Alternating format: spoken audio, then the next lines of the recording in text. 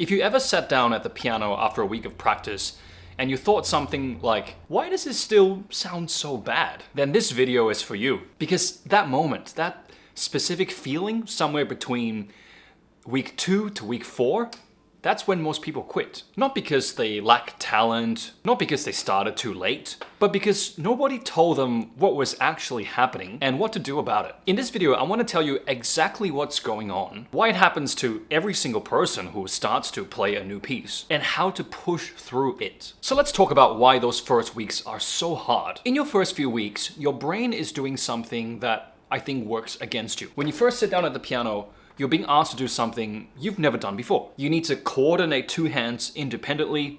You need to keep a rhythm. You need to read the symbols on the page, and you need to translate them into finger movements all at the same time. That's not learning a skill. That's learning 4 skills simultaneously. And your brain, being the efficient machine that it is, responds to the overload in a very predictable way. It tells you, it's too hard. You're not good at this. Maybe this isn't for you. But here's what that voice doesn't know. What you're feeling isn't a sign of failing. It's a sign that your brain is working exactly the way it should. It's a sign that you are in the learning zone. And the learning zone is uncomfortable for everyone. The difference between the people who push through and the people who don't push through, it's not talent. It's knowing that the discomfort is temporary. In my years of teaching piano, I've seen people quit for these 3 specific reasons. And it's the same reason almost every single time. Reason number 1, comparing your second week to someone's second year of playing. When I say second week versus second year, I mean it in 2 ways. I mean it in like the general piano skill way, but I also mean it in the specific piece or the song way, which means like comparing your second week of playing something to someone else who has technically been playing that since 2 years ago. You know, you open up YouTube, you listen to someone play beautifully, and you think, gee, I've been practicing that for 2 weeks. Why can't I do that? Well, of course you can't. They've been playing for years. That comparison isn't just unfair, it's completely meaningless. You would never watch someone run a marathon and feel bad that you can't do it after you've done 2 weeks of jogging, but somehow we do it with piano all the time. Here's a quick fix for you. Compare yourself only to who you were last week, not to anyone else, ever. Just you, compare yourself to you last week. Reason number 2, people quit. They are practicing the wrong way. Most beginners spend their practice sessions playing through from the beginning to the end, making, unfortunately, the same errors in the same places every single time. That's not practice. That's more like rehearsing your mistakes. Real practice is slow and targeted and a little boring. Let me show you what I mean.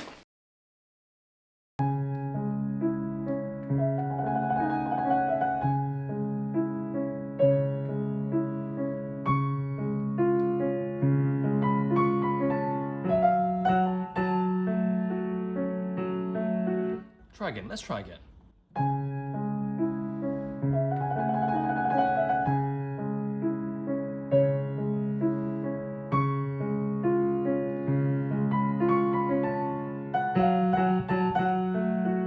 Hear that?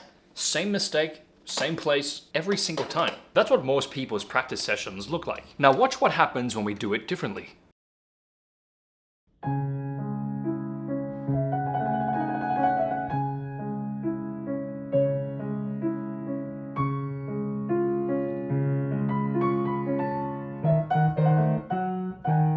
Oh gee, I always make a mistake there. So I'm gonna try to isolate that part and just maybe practice half a bar or maybe a bar or maximum 2 bars just to isolate that part.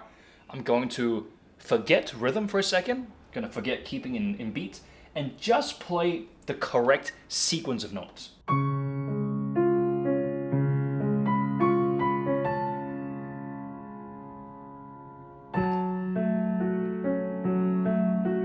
That felt better. Let's try that again. Give myself lots of time to think here.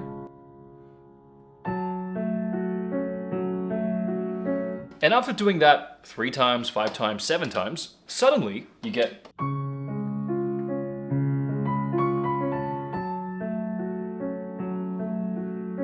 a smooth and clean passage, and it doesn't even take you much thinking. There you go, same passage, the same student. The only difference was where the focus went. When you practice like that, you feel yourself get better in every single practice session you do. And that feeling is what keeps you going.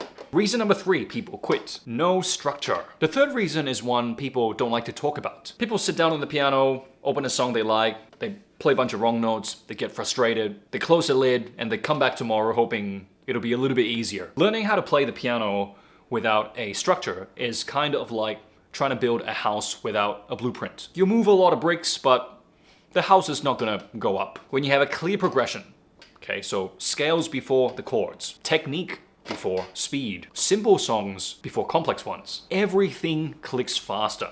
And most importantly, you feel like you're going in the correct direction. So what does a good practice session actually look like in the first few weeks? Keep sessions short.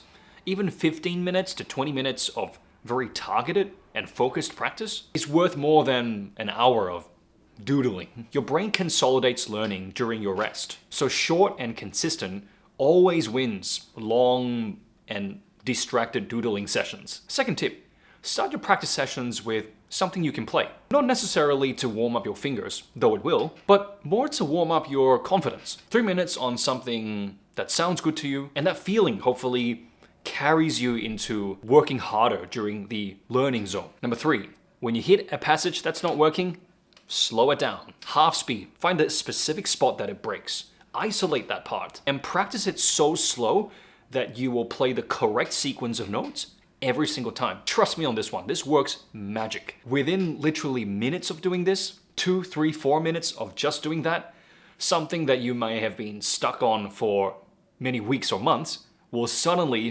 just become in your hands. Number 4 is to track your progress. Just a 20, 30-second recording on your phone at the end of your practice session. When you feel like you're not improving, just listen to that recording. You probably actually are improving.